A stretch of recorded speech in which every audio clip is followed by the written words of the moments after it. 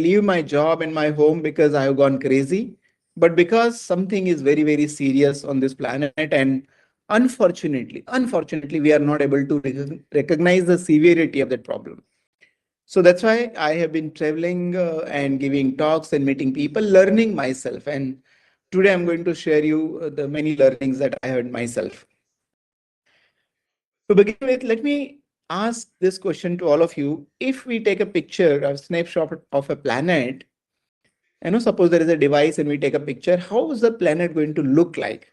Well, there are two possibilities. We'll see something is growing and something is degrading. What is growing, by the way, if I ask? AI is growing, computer technology is growing, mobile is growing. And what is degrading? Air quality is degrading, and water quality is degrading, and soil quality is degrading. You know, what a surprise that we can survive without AI, we can survive without computer, but we cannot survive without air and without water and without soil. So what is happening is all non-essential elements in our life are growing. But everything which is essential, without which we cannot survive, are all degrading. What do you call such a situation? I've been asking this question. How do you describe, this human beings, we call ourselves as smart human beings. What we are doing, non-essentials are growing and essentials are degrading. What do you call such a situation? Is this a modernity or stupidity? What do you think about this? And the most common answer, of course, it is very clear that it is the stupidity of modern humans, that the foundation of our life is getting degraded at the cost of something else. And therefore, the question is there something wrong in this world? And answer is definitely, there is something terribly wrong. We did not realize, and this wrong is called climate change. And by the way, climate is not changing, climate has changed.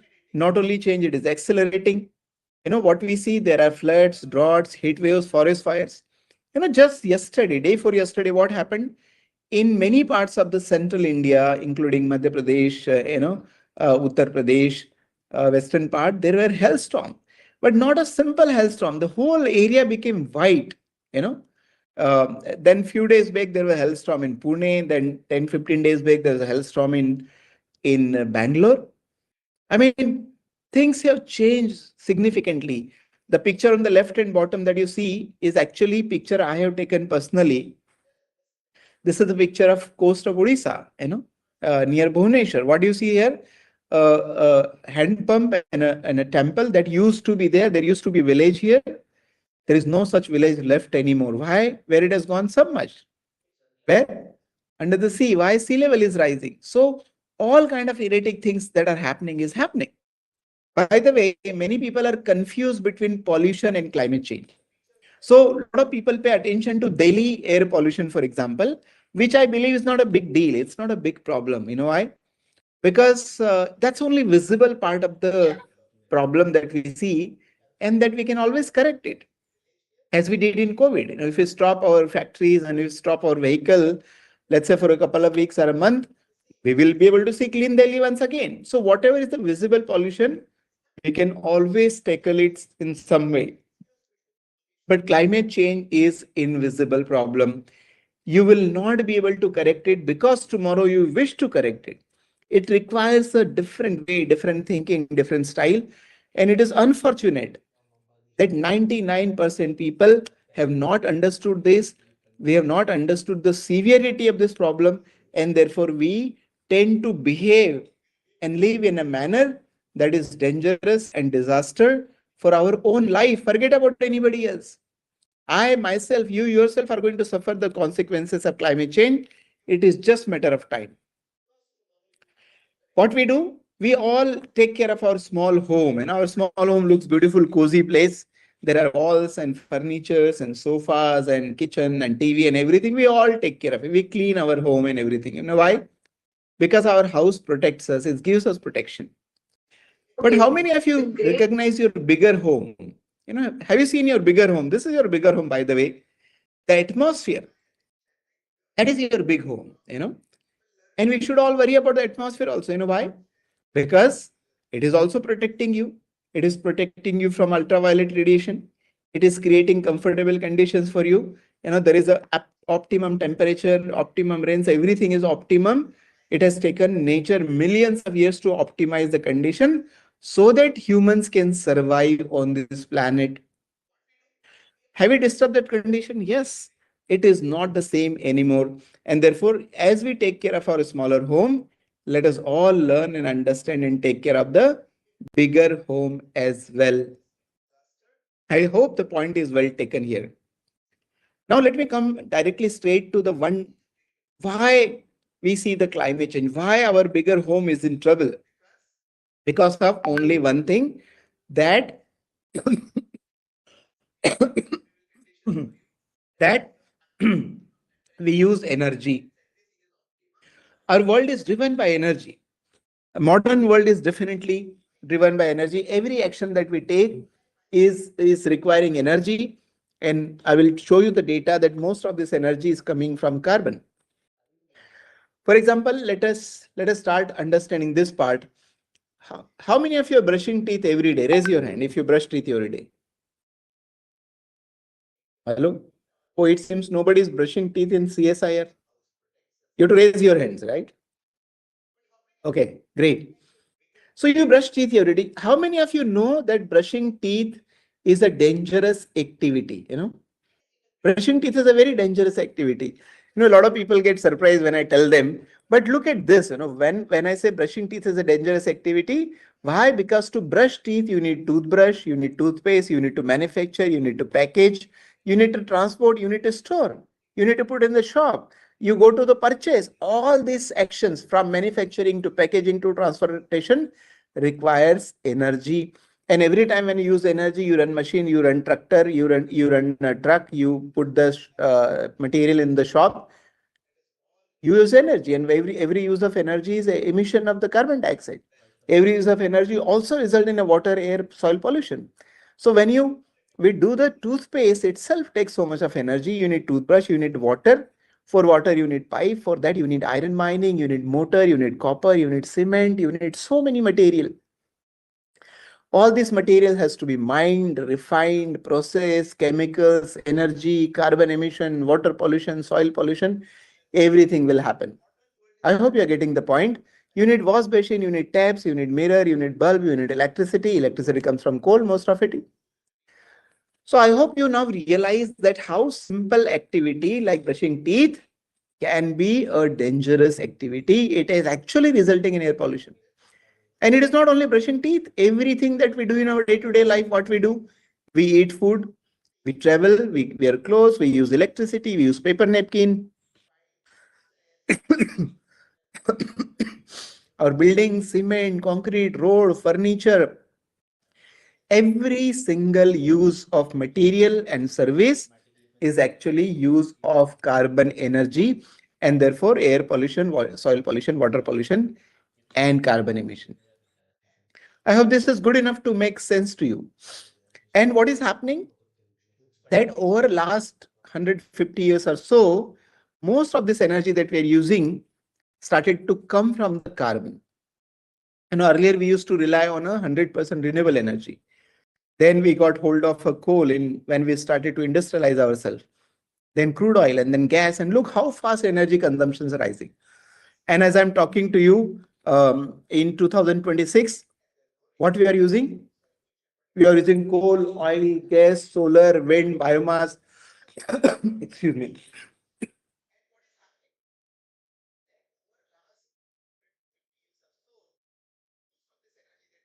Sorry. We are using all kind of energies, but most of this energy is coal, oil, and gas. 80 to 85% energy that we are using is coming from coal, oil, and gas. And the problem is every time when you burn coal, oil, and gas, what happens? It results in a following reaction: carbon plus oxygen equal to carbon dioxide plus energy. So what does it mean? It means that every time when you brush your teeth, every time when you send a WhatsApp message, every time you wear clothes, every time you eat food, every time when you travel, what you are actually doing? You are actually emitting carbon dioxide in the atmosphere. Now, the question I keep asking is, where do you throw carbon dioxide? You throw in the atmosphere, right? When food is cooked at home, we are burning LPG. Where does the carbon dioxide go? In the atmosphere. When you're traveling, you're emitting carbon dioxide. Where does the carbon dioxide go? In the atmosphere. Well, science, technology, and economy is growing, but atmosphere is not growing. You should all understand this. Atmosphere is not growing. At home, I call this carbon dioxide is, by the way, invisible garbage. Because this is also kind of garbage. At home also we create garbage. We throw kitchen waste, paper waste, polythene in a dustbin that we can empty. Our atmosphere is also a garbage bin. We made it as a garbage bin. Why? Because most of the garbage that we are throwing is going in the atmosphere. Let me give a number that we are actually, the visible garbage that you can touch and feel is about 150 kg per family per year. The invisible garbage, the carbon dioxide, the greenhouse gases, you know how much is it? It is about 10,000 kg per family per year. Look at the difference, 150 kg. We all worry about the visible garbage, but we do not worry about the invisible garbage. Why? Because we don't see it. Our parents have not told us, our professors have not told us, our politicians have not told us, our press has not told us. As a result of that, look at what is happening to the carbon dioxide, how the amount is growing and growing and growing. Pre-industrialization, the carbon dioxide level were 280 ppm. Now it has crossed 428 ppm. So in a way, there is a 53% extra carbon dioxide sitting in the atmosphere. And what is carbon dioxide? It is a greenhouse gas. What is the job of greenhouse gas? Greenhouse effect. What is greenhouse effect? Trapping the heat. So 53% extra carbon dioxide is actually trapping 53% extra heat. As a result of that, planet is becoming warmer and warmer and warmer. And I'm sure all of you can feel that planet is becoming warmer. So there are two takeaways you should take from this. Number one, that every action in consumption is a carbon emission. Number two, once carbon is emitted, it is an average life of 300 years. 300 years. Every single act of ours that requires energy is going to affect our environment for 300 years. The food that you are going to eat today, evening dinner today, that dinner is going to have impact on atmosphere for 300 long years on an average. So that's why we should be really cautious about it. Temperature keeps rising of the planet, and it used to rise slowly, then it started rising linearly, and now it is rising exponentially. You can see clearly what is happening. So I keep giving this analogy to people that, body temperature is 98.4 degree Fahrenheit. If the body temperature increases little bit, if it becomes 100 degree Fahrenheit, what we say, body has got the fever. When the planet's temperature is increased by 2.5 degree Fahrenheit already, can we say planet has got the fever? And answer is yes, planet has got the fever. When we get a fever, we lose balance. Planet has got the fever. Planet has also lost the balance. It cannot behave properly, So when we get a fever, what we do? We take paracetamol. Now planet has also got the fever. Tell me what medicine we can give to the planet to reduce the temperature of the planet. And I'm sure all of you are interested to reduce the temperature. You know why? Because you are the young generation. You are the one who are going to live longer on this planet. And those who are going to live longer are also going to suffer greater consequences. So it is important that you are interested in ensuring that planet does not become warmer and warmer. By the way, 2024 was the warmest year in human history. And unfortunately, every physical system has a breakdown limits. Planet has also breakdown limits. The global warming also has a breakdown limits. And that limits are given in terms of the temperature. Rubber band has a breakdown limit. When you pull a rubber band to limit and you leave it back, it goes to the original state. But when you pull it beyond a limit, what happens? It breaks down. Similar to that, this planet's temperature also has a breakdown limit, the global warming, the climate change. What are the breakdown limits? 1.5 degree and 2 degrees centigrade. What is going to happen at 1.5 degrees centigrade? The climate change will starts to become irreversible And by 2 degrees centigrade, climate change will be completely irreversible, beyond which we will not be able to do anything. No amount of science, no amount of technology, no amount of policy, nothing will help us. Now the question is, how much time is left before we cross 2 degrees centigrade? An answer is not very good. That the time left as per the scientific data, as per the carbon budget, as per our current carbon emission rate, is around 45 to 50. In just 3-4 years, we are going to cross 1.5 degree.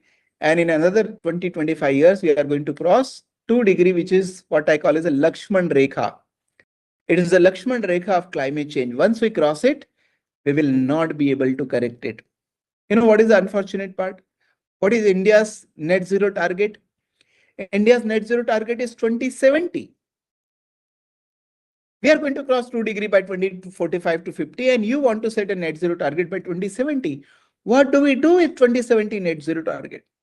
Nobody is asking this question. Nobody is realizing this. So hope you all realize that there is a much bigger trouble, that we are ignoring it and we are not taking any action. So the $1,000,000 question is then, you can ask Professor Solanki, what we do now? What should we correct? How do we correct the climate change?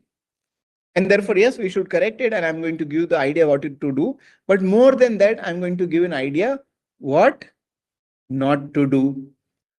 You know, in India, when you want to teach somebody Satya, what is truth, you have to teach them what is untruth, opposite of truth. Then it is easy to understand what is truth.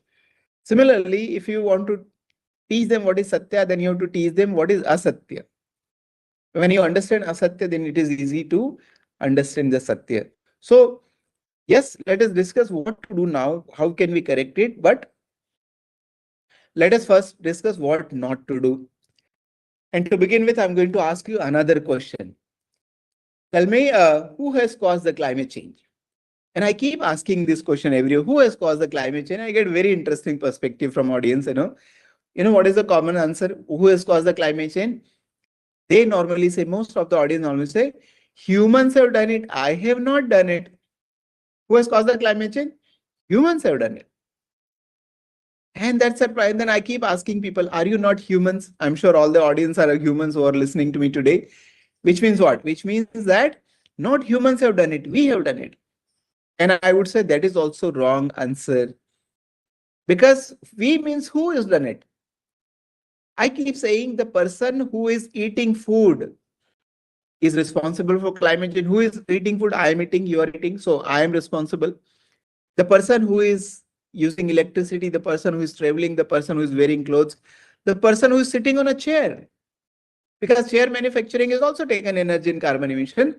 So what I'm saying is each and every person directly and indirectly consumes energy. And therefore, who has caused the climate change? One most important takeaway message for you today should be, I have caused the climate change. It is I. It is me who has done it. Why? Because I have been using energy. Everybody, through foods, clothes, and everything, we are doing it. So I am that person. So who has caused the climate change? I have done it. Who has polluted the air? I have done it. Who has polluted water? I have done it. Who is going to correct it? Who is going to correct it? I will have to correct it. Governments, industries will not be really able to do anything or much in this case. It is each individual who has to take part. Also, let us observe that what is not working effective for a climate correction. What is not effective? Well, there are a lot of things we are doing, but it is not working out. And every time what we see every year is the climate change is becoming worse.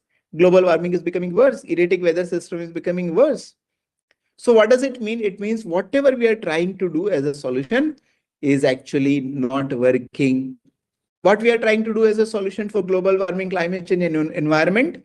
Well, planting trees. Wow. Most of the people all around the country, they all focus on planting trees. And as per the mathematical calculation, I don't have time to do it in detail, but as per the calculation, it is very clear that any amount of plantation today will not help us. Yes, plantation is good. We should do that. But thinking that planting tree will help us is not going to work. The second best the second best favorite job of NGOs in environment sector is what? Collect the plastic, recycle plastic, do this, do that. No, that is also not going to help us. Can policy making help us? I would say no, because last 1997 we had Kyoto Protocol, then COP meetings, then Paris Agreement, then energy conservation. There's so many policies exist on this planet today. But like the President Trump, he just walked away from the United Nations. He said, no, I'm not going to follow. In India, we have Energy Conservation Act. What does it say? Every institution should conserve energy. Do you see people are conserving energy? No, it doesn't help. What I'm saying, policies does not help much. Can technology help us? Well, I'm a professor, I'm a scientist, I'm a technologist. I got many patents, but I can tell you after this learning that no, as the time is progressing, technologies have also been progressing. They've progressed by leaps and bounds. Look at how advanced solar has become. Look at AI has come to our life so fast. Look at how electric vehicle, green hydrogen, all that are coming. But can they solve the problem of environment and climate change? Answer is no. Because as the technology have grown, problem has also grown together. Can economic growth solve the problem? Definitely not.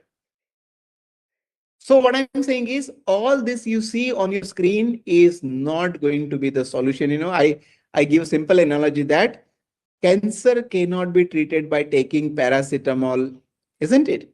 And what you see is all paracetamol. They are simple. They are not being effective. They are not proven effective. What you have to do? You have to address the root cause of the problem. And until you address the root cause of the problem, all these things are not going to help us to sustain human life on this planet. As the time will go, air quality, water quality deteriorate further, temperature will rise further, erratic weather system will increase, food supply, water supply, health, economic, everything will be in trouble. That is not going to happen some centuries ahead from now. That is already started to happening right now. Somebody told me that Bangalore temperature has almost touched 40 degrees centigrade. Bangalore, supposed to be kind of hill station kind of weather. So then, would you like to correct the climate change? I'm asking this question to all of you who are listening to me. Would you like to correct the climate change? Answer should be yes, possibly. I'm sure most of that. If you want to correct the climate change, what you need to do? You need to recognize a truth. एक सत्य को पहचानना पड़ेगा. You need to recognize the truth. And what is the definition of truth? Truth is something that does not change with time. Truth is something that does not change with time. So human body is untruth because it is changing. The buildings and cement and roads is all untruth. It's going to change all the time. There's one truth that does not change with time. And if you recognize what is the truth, then you'll know the answer, what you have to do to correct the climate. Are you all ready? What you have to do is, if you want to recognize the truth, you have to answer me in yes and no. Very simple. I'm going to ask you some question. Answer in yes and no. Ready? Everywhere? All right. Here is my first set of question. Is the science improving? Yes. Are the technologies improving? Yes. Are the economy is growing? Yes. Very nice. Everything is growing. Wonderful. I have another set of questions. And again, you can answer in yes or no. Does the size of our planet Earth growing? No. Does the amount of minerals growing? No. The amount of soil growing? No. Nothing on this planet is growing. And it is truth that everything we take from the planet, isn't it? Every material comes from the planet Earth only. Planet is not growing. Materials are not growing. Soil is not growing. So I keep asking all my people, tell me one thing, if planet is not growing, soil is not growing, earth is not growing, how come the number of clothes in your cupboards are growing? How come the number of vehicles on the roads are growing? How come the number of buildings in your city is growing? Is that possible mathematically? No, it is impossible. Audio speaker Please mute yourself. It is impossible, right? So unless you recognize this truth, there is no solution to environment and climate change. So very simple. What is the truth? Earth is finite and resources are finite. That is the truth. And that's why the title of the talk is ever growing consumption of finite planet possible? Answer is no, it is not possible. Why? Because everything comes from the planet. Planet is not growing. We people are automatically, intuitively behave when the resources are limited. For example, when your salary is fixed, your expenses are automatically fixed.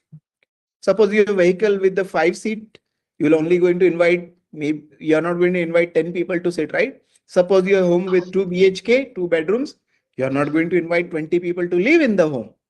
So when resources are finite, we automatically constrain ourselves. But what we do not realize that Earth is also finite. Earth is not infinite. So this truth that on the finite planet with finite resources, we can only have finite consumption. That is the ultimate truth. And if you don't follow this truth, nothing on this planet can help us in correcting climate change and restoring environment. Believe me, it has taken some 27 years of my career in energy and 6 years on the road when I traveled and spoken to so many people and recognized that what is working and what is not working. Then I have come to this simple truth of the finiteness of Earth, and this is universal truth. So all of you must want to, I'm sure everybody wants to do something for correcting climate change, right? What?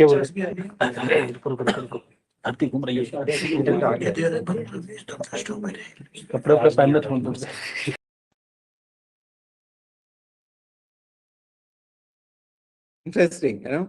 I know that you are sitting far, but rather than talking to each other, please listen to what is saying. What is then? So yes, Earth is finite. Our consumption has to be finite. My consumption is to be finite because I am responsible, because I am the consumer. The question is, what should be my first action? What should I do? What should I do as a first action for the climate correction? The logic that we have to follow is very, very simple. That when our salary is fixed, our expenses are already fixed. Right now, we are all consuming resources equal to 1.8 Earth. Can you believe it? Earth is only one. But we, the modern humans, we think that we are intelligent human beings, but we are consuming resources equal to 1.8 Earth. Oh my God. It's impossible, right? If your salary is 10,000, can we spend 18,000 rupees? And can you keep spending 18,000 throughout your life? No, impossible. So your first climate action, if at all you want to do something, what would be the solution? Is to first cut down this 1.8 Earth consumption to and bring it down to 1 Earth. This has to be our first step. Reducing consumption has to be the first step. And as I said, consumer, everybody is a consumer. 8.3 billion people living on this planet are actually the consumers. So until those 8.3 billion people reduce consumption, I can repeat again and again, but take away messages. No amount of science, no amount of technology, no amount of policy, nothing will secure our future. The only thing we'll do is living within the boundaries of the planet, living within the salaries, spending within your salary. That is what we have to do. And that is why I started what is called the finite Earth movement. Earth is finite, therefore, our consumption has to be finite. And why should it be finite? Because I can afford, but nature cannot afford. My salary can increase, your salary can increase. If you're going to do business, your business can increase. Your income can increase, your capacity to buy can increase. But nature's capacity to supply cannot increase because nature is fixed, nature is finite, and therefore on finite Earth, only mathematical possibility is finite consumption. There is no other way to do that. And that's why this finite Earth movement is a global movement. We are really wanting everybody on this planet to follow it. Message is very simple, which is applicable to American, Indian, African, everybody, rich and poor, everybody. Why? Because what you have to do, you have to reduce consumption from 1.8 Earth to 1 Earth. And to reduce consumption, what do we need? We need nothing. We don't need policy. We don't need technology. We don't need investment. And therefore, I believe that everybody from all over the planet can join the finite Earth movement. Well, what can I do in my day-to-day life? Well, of course, and what can institution do in day-to-day life? Because the institutions are made out of individuals. What I've done is I've created a three basically a framework. I call it as a Universal Climate Action Framework, and which includes consumption literacy, 2P climate habits in AMG filter, in AMG action filter. 2P climate habits tells us what to do, and AMG tells us how to do it. I'm quickly going to tell you what you have to do is this. First, you understand that, as I given the example of brushing teeth, is itself is a complicated process, right? So every consumption is a carbon emission that we should note. Second thing, I need to reduce, but reduce what? Reduce everything. Travel, items that I'm using, purchase that I'm doing, food that I'm eating, and electricity that I'm using. These five things represented by 2P is actually represent 100% of global carbon emissions. So what you do, travel less, use items wisely, purchase cautiously, eat carefully, eliminate electricity bill. So what should I do? You should follow 2P climate habits. How should I do it? Then you should apply AMG action filter. Avoid what is avoidable. If not, minimize with efficiency. If not, generate locally. The first step is to avoid what is avoidable. You know why? Because in English, there is a phrase saying that prevention is better than cure. Prevention is thousands of times better than cure. And what the whole world is trying to do, they are trying to cure it. The whole world is trying to find out solution in technologies. We try to find out solution in solar, in electric vehicle, in green hydrogen, this. And I'm telling you, no, solution does not lie there. Where does the solution lie? Solution lies in living within the planets of the living within the boundaries of the planet.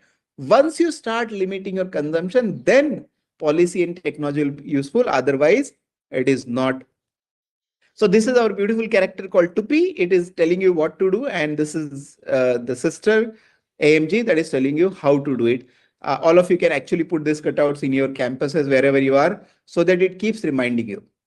Now I'm doing one particular thing. As I said, I have left my home for 11 years. But what we have done is we have now simplified the whole approach for climate action, because we want billions of people. We want masses to be part of it. You know why? Because carbon dioxide is no boundary. It is not enough that all the people listening to me become all sent and we reduce our carbon emission and we'll solve the problem. No, carbon is no boundary. Whether I'm emitting, my neighbor is emitting, my neighboring country is emitting, I have to pay for it. So what we need millions of people. Now we have made a simple thing. That finite earth moment, fame, is what we are trying to do. And our appeal is very simple. On finite earth, have finite consumption. And to begin with, what you have to do, don't buy new pair of clothes for 1 year. That is the first appeal that we are doing to reduce the consumption. I'll come to that. But I'm going to take a special yatra, which is of 100 days non-stop yatra along this golden quadrilateral. The yatra is going to start from 13 May from Delhi, and it is going to end also in Delhi. So it is going to, I'm going to clockwise. I'm sure wherever my yatra is going to, your if CSIR is there, do organize an event. I'll be very happy to come. You can all take this pledge of finite living. I'll come to that. You can all join the yatra. You can, during this 100 days, if you want to join us for 7 days, you come with us. If you want to join for 1 month, you come with us. Whichever way you want to contribute, you can do that. And you can also become volunteer for it. And this website is very simple, thefiniteearth.org. This is kind of a timelines where we are going to, which city I'm going to be there. It's going to be a very intense yatra with a lot of programs going to happen. So don't miss this opportunity. I call this as a climate satyagraha yatra. And what a beautiful day to sit here in Gandhi ashram and talk about satyagraha. What we are doing is satya ka agraha, right? What is satya? Earth is finite. That is truth. And what I'm saying is, earth is finite, our consumption has to be finite. So climate satyagraha, सीमित धरती पर सीमित जीवन का आग्रह. You know what we are appealing everybody, that hello, wake up and realize our earth is finite, therefore consumption has to be finite. Well, we have created this beautiful portal, and I really encourage all of you to really do this today, if at all you are serious about it. What we do, we ask people to take a pledge to live within Earth's limit, like we live within our salary, right?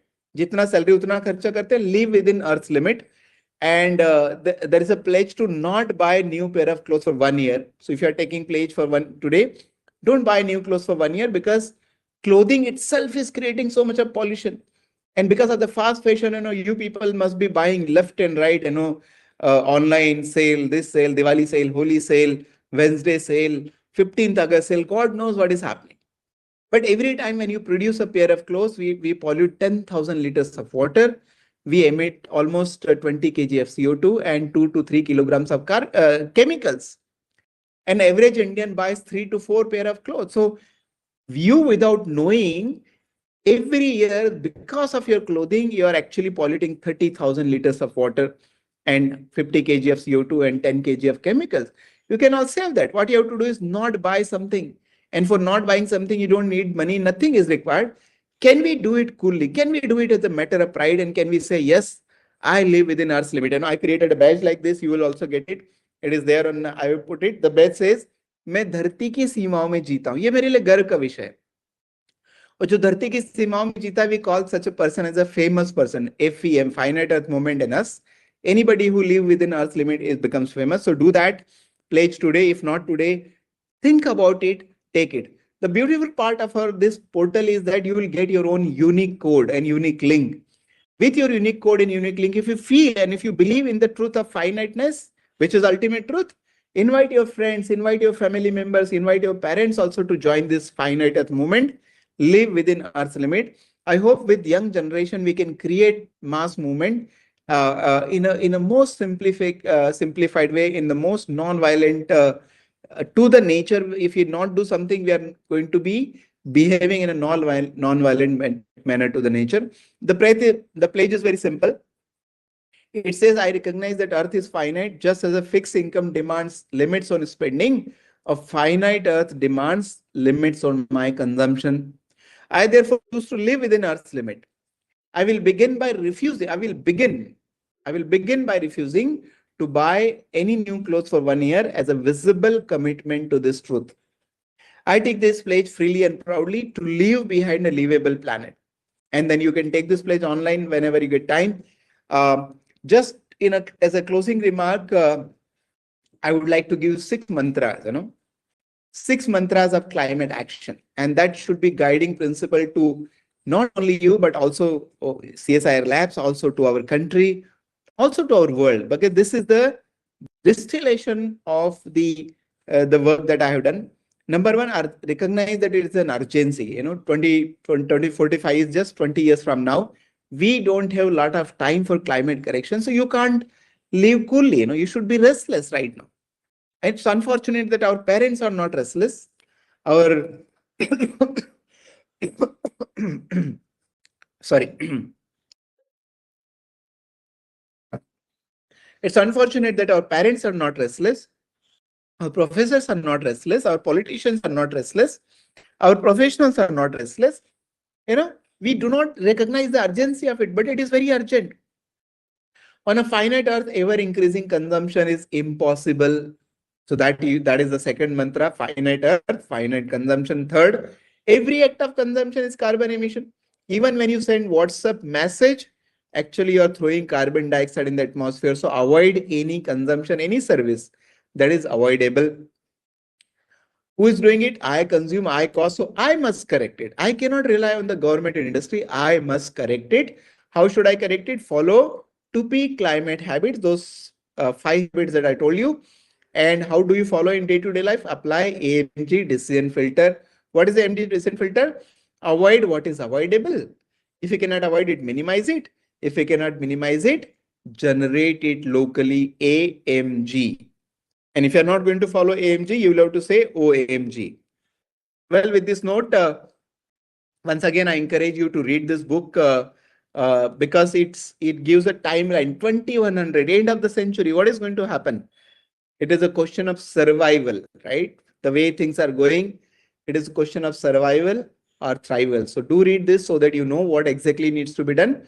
At the end, I can only say one thing, which is also written on my kurta. I don't know if you have seen. It says, I can afford, but nature cannot. I can become rich, I can become powerful, I can buy more, but nature cannot supply more. With this note, thank you very much for your kind attention, and I hope you're all going to become part of this yatra, and let us all bring and make this world a better place to live for ourselves and our future generation, because we have only one planet. You are not rich like Elon Musk to escape from this planet and go to some other planet. हम गरीब लोग हैं, बेचारों को हमको धरती पर ही रहना है. So make sure that your planet is a livable planet. Make sure that your activity is not creating destruction, which you are only going to bear, nobody else. So once again, thank you very much for inviting me on this Foundation Day celebration. Question is very simple. Is ever growing consumption on finite earth possible? Answer is no. And I have given you all the logic why it is not possible. But more than that, how we can follow, the simple idea of finiteness and limit our consumption and make it as a global movement, so that we can all create a better and beautiful world. Thank you very much. Thank you, sir. On behalf of AcSIR, to extend our sincere gratitude to our distinguished invited speaker, Professor Chetan Singh Solanki, for delivering a very thought-provoking lecture. His perspectives on sustainable living, energy independence, and responsible consumption has provided us with valuable insights and will undoubtedly inspire our students, researchers, and faculty to reflect deeply on the role of science in building a sustainable future. I would also like to express our thankfulness to the Associate Directors of AcSIR, Professor Prajosh Chakravarti and Professor Ajay Dhar sir, for their constant encouragement, and our heartfelt gratitude to the Director, Professor Manoj Dhar, whose visionary leadership and guidance continue to strengthen the academic and research ecosystem of AcSIR.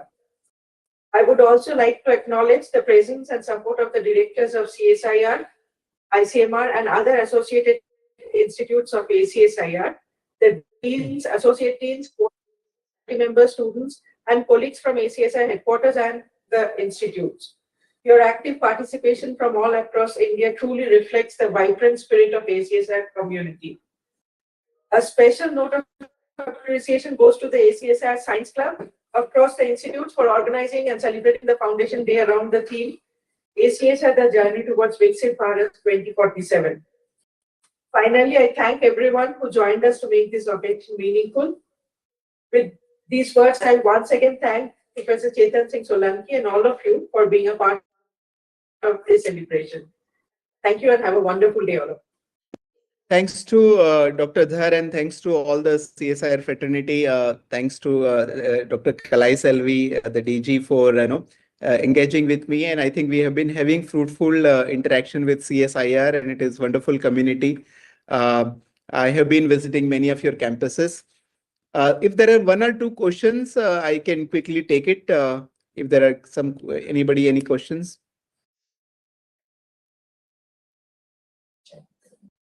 Anybody has any question? Any of the institutes are participating?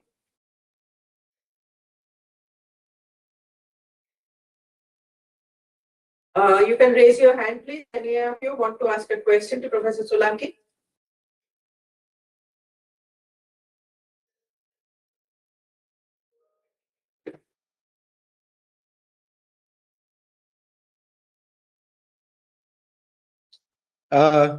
I think I know either I'm a very good professor or a very bad professor. Either I've communicated everything effectively or I've not communicated anything. In either case, I think there is no question. So thank you very much to all of you, and have a wonderful time ahead. It was excellent, and you have delivered a good note. I'm sorry? Sir, your presentation is very useful and very informative. Very good presentation. You are also a good professor. Oh, thank you. Thank you for this confirmation. Thank you so much. I look forward to see you in our climate Satyagraha Yatra. Let us all unite together and let us leave behind a livable planet. So thank you very much. Thank you, Professor Dhar. And thanks to all the faculty members from CSIR and everybody. Thanks to all the students for, I hope you are all going to think about what I have said. Create your own, understanding about what is happening, and then let's start taking action. Enough of discussion. It is time for action now. Thank you can you, all sir. visit to the finite earth. You can all visit to thefiniteearth.org. And if you're really ready to take a pledge for not buying clothes for 1 year, most welcome to do that. Bye-bye. Be happy. Keep smiling. Only smiling and happy people can do a great job, right? So let's be happy and smiling, and remember the AcSIR Chakit Pranayam. Whenever you feel little low, just do AcSIR Chakit with your friends. You will be happy, I'm sure. Thank you and bye-bye. Thank you, sir.